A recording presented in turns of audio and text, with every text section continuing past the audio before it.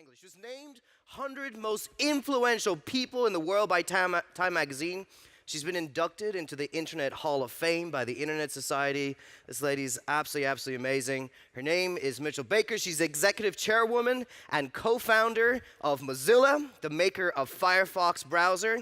And some of you know this, Mozilla is a nonprofit with a mission to ensure that the internet is a global public resource, open, accessible to all, has a vibrant global community of developers and contributors. Ladies and gentlemen, can you please put your hands together and please welcome Mitchell Baker.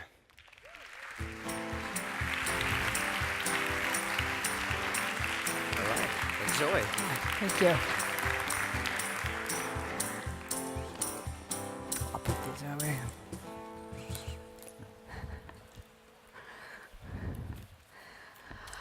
Entrepreneurship is about building something new, creating something that wasn't there before. And today, the role of data is more critical early on than has been true for quite a while.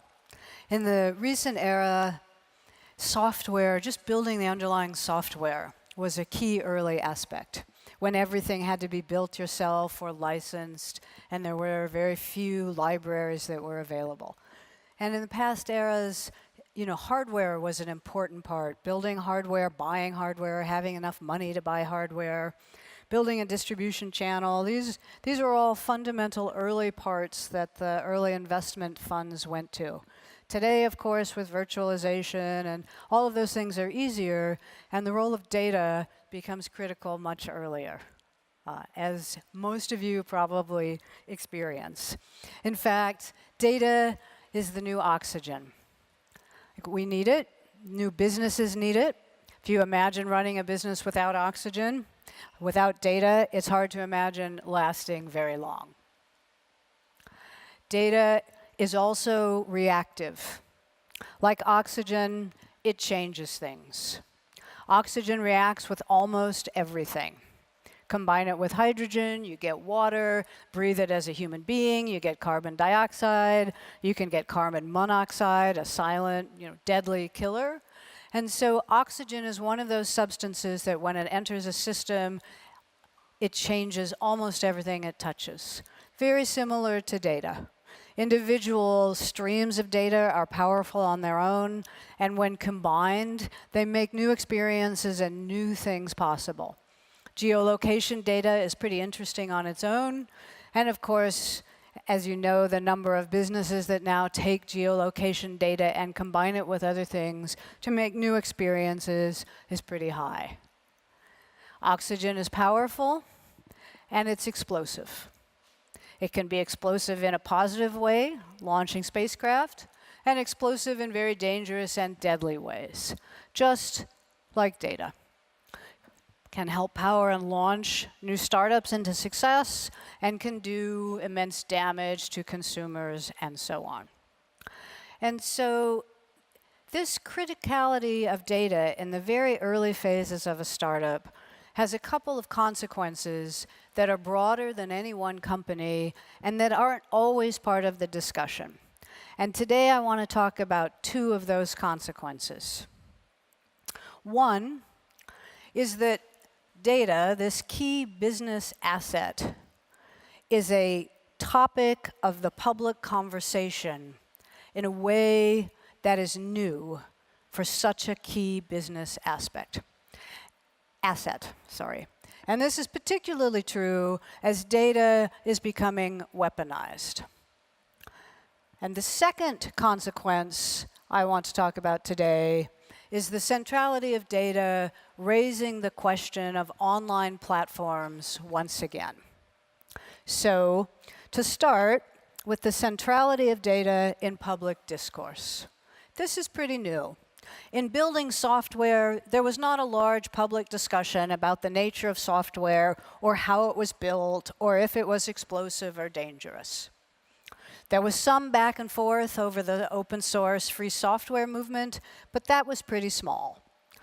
In the US, one Microsoft executive tried to label it un-American. That was about as far as we got in a public discussion of the nature of software. Same is true with hardware, but data is key in public discourse. And so the development of this business asset, of this piece that gives such power to your organizations, will also be part of a public conversation. Now, to date, that's been true in a couple areas. To date, there's been a lot of discussion about trans-border flows of data, mostly about keeping data about EU citizens in the EU and not moving it to the US where the laws are different. So that's one, that's well known. I won't say much more about it today. Another topic of data that's familiar is what's generally called privacy, which I think is a misnomer and should be thought of as personal security. But the question of how much we're tracked and monitored generally comes up under the privacy piece, and it's a pretty active discussion. So I won't say too much more about that today either.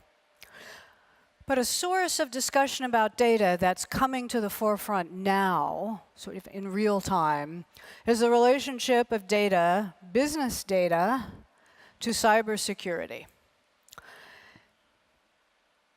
For example, the US intelligence community is increasingly convinced that the Russian Federation is using hacking and data as a part of its plan to influence the US presidential electoral cycle. Not through hacking of voting machines and changing the vote, but through hacking of a range of different data sources and releasing that data either exactly as they got it or through modifying it as part of an propaganda/influence/data warfare program. And so the hacking of the Democratic National Committee is one instance, and that data is donor data, very similar to user data or customer data. Who are the donors? How did they participate? Which is mostly how do they donate money in the US, but how are they participating in the electoral system? What else do you know about them? How do you customize things towards them? Very similar to user data. There's email, just communications back and forth about travel planning. There's the breach of General Colin Powell's email discussing opinions about people and organizations. These are not typically national security information. It's not nuclear power plants, it's not launch codes, it's not the electric grid, it's not infrastructure. It is basic data used to run sometimes civil, sometimes business organizations. And so the infiltration of that data and the use of that data in a public process to change social dynamics and elections is a topic very much on the forefront now. And that's aimed at the US presidential election right now for obvious reasons. But it's also easy to imagine that happening elsewhere, happening here, for example. And when I say that the US intelligence community is worried about this, it may be that other intelligence communities, including those in Europe, are worried about it, but I don't know that. What I know for sure is that the US intelligence community is increasingly focused on this topic. And so what that means is information that's very similar to business information, and the types of information that you'll be gathering is now coming both to the public conversation and coming into a category of being that is both business asset for startups and companies and intelligence cybersecurity asset. So this is all very new. It's hard to say exactly where it will go, but it is something rising now. And so in thinking about businesses, a couple things come to mind. One, as your product is refined and your business model becomes clearer, I would suggest looking at the data that you've gathered and seeing how it fits in to your increasing focus. And then for the information that's relevant to your differentiated value, to the product that's actually important to you, I would look hard at hardening it and looking very carefully at how you treat it and how safe can you make that data. And for the other data, I would suggest either getting rid of it or finding a way to store it in long-term storage very securely. Because, of course, it's often hard to know just what data you've gathered is really relevant.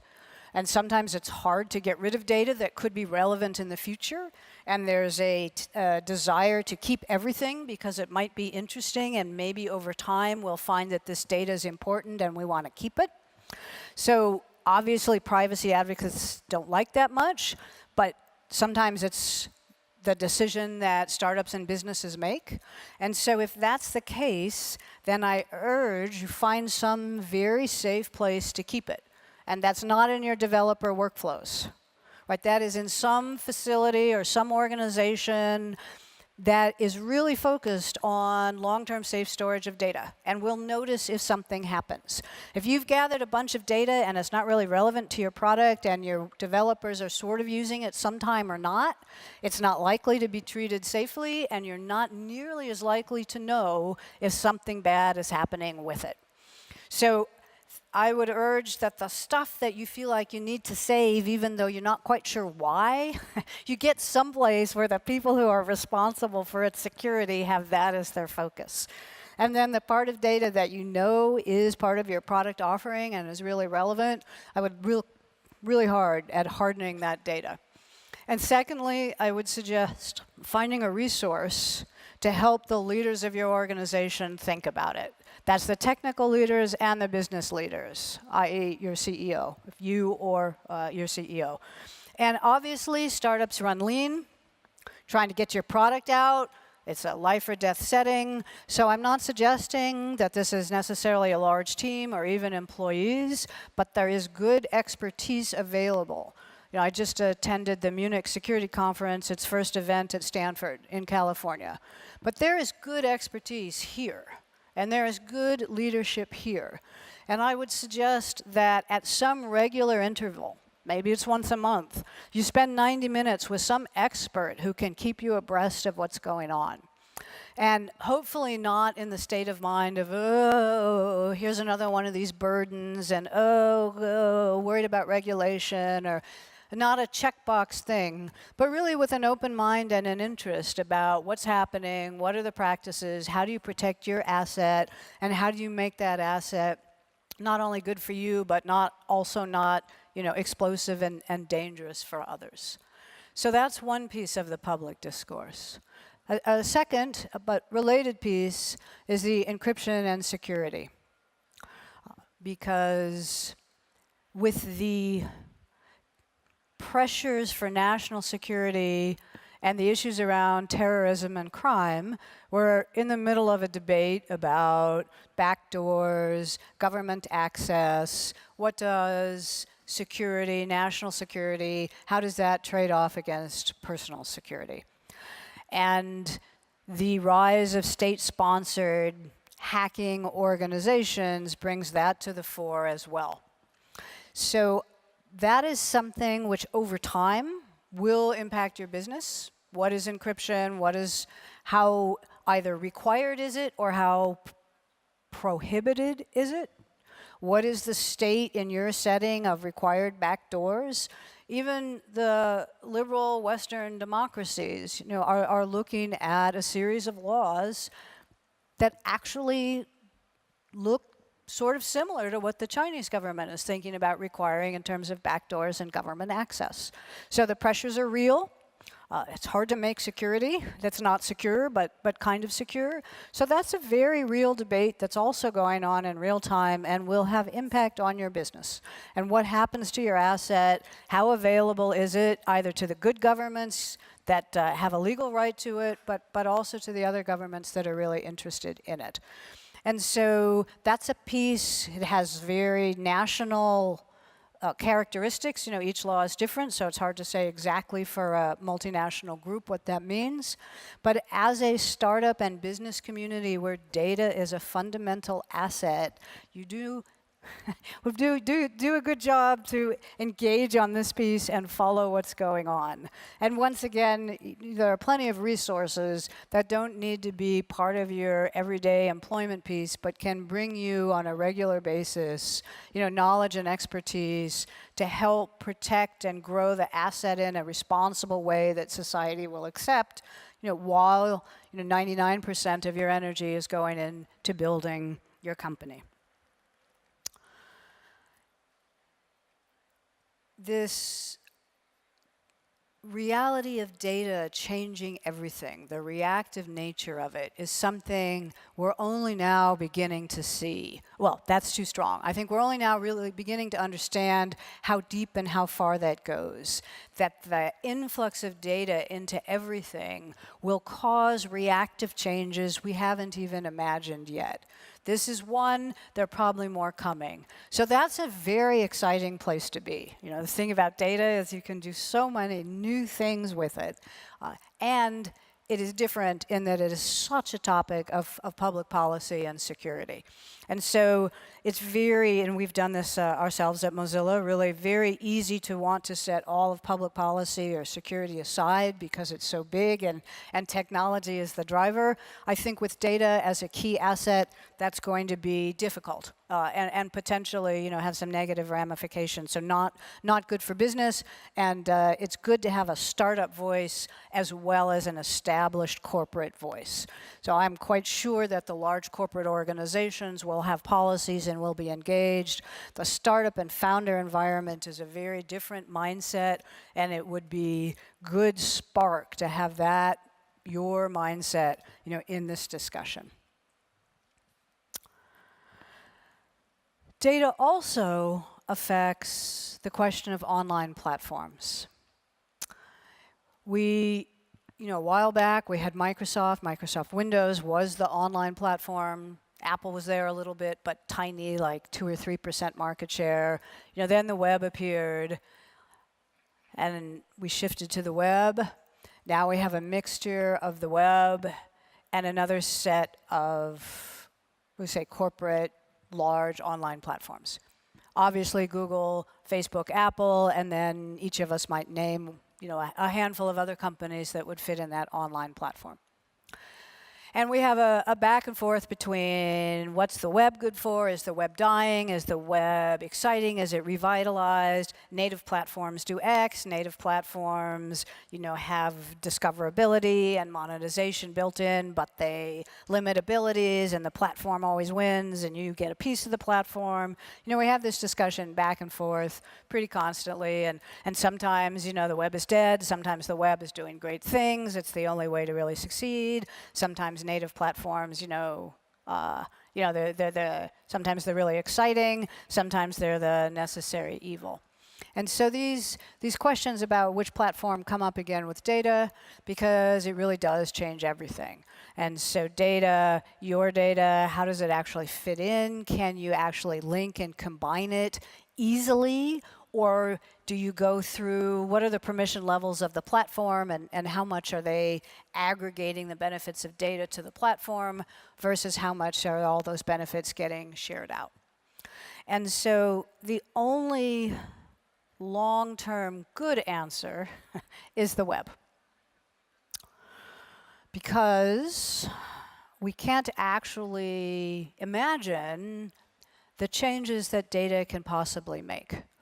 And so as those develop over time, the way for real startup innovation is really through not needing to go, through the business model or permission model of someone else.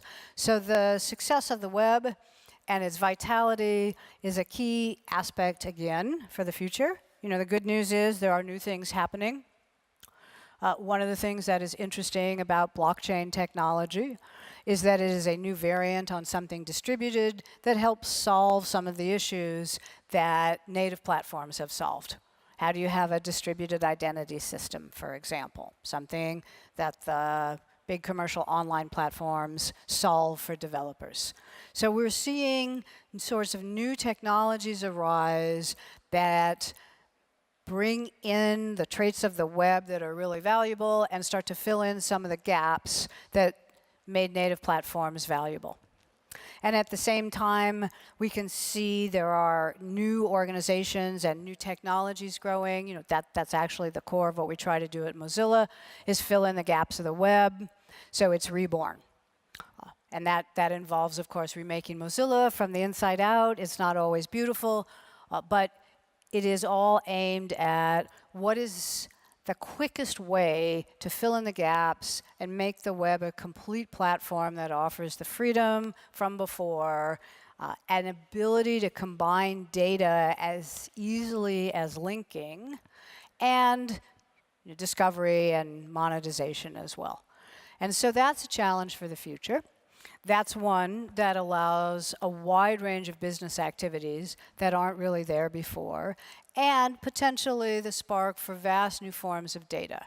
So before the web, when we lived in an application world, it was easy to see the use of data for a specific application case. And when we had the linking capacity, we began to find new experiences. So that question of what linking of data looks like, what is the analogy for data that is not an API released by one organization under a permission model and monetized in a particular way, but is a much more free-form and spontaneous version of linking with data. When we have that figured out and available, then the reactive nature of data will explode. Like it will grow even more.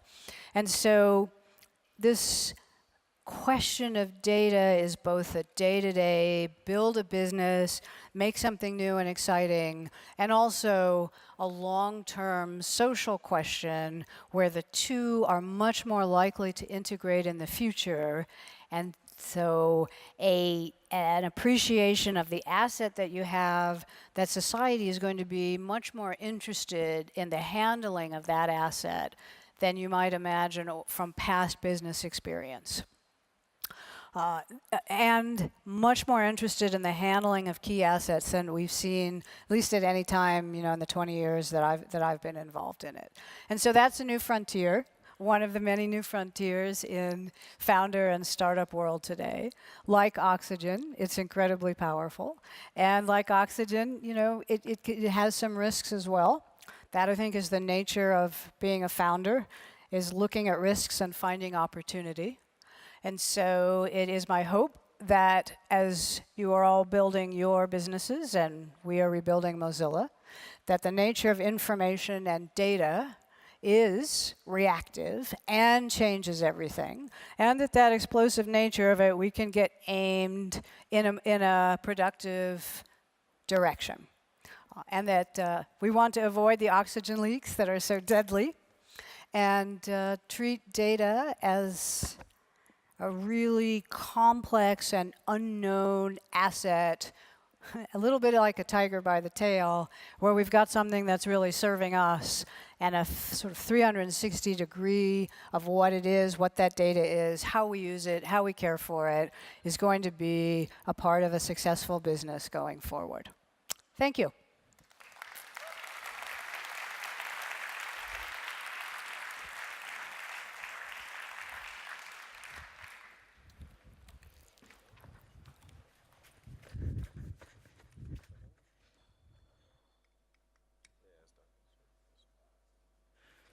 The